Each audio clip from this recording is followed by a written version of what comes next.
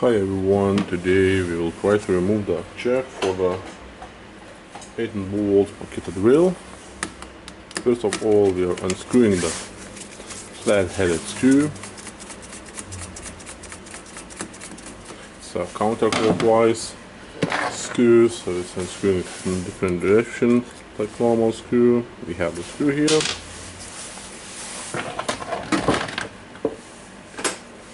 Now I will put the Allen key into the jack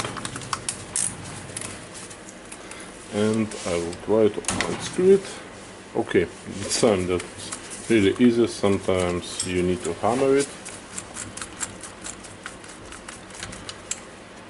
As you can see, we have the jack out. We have other replacement jack for this one.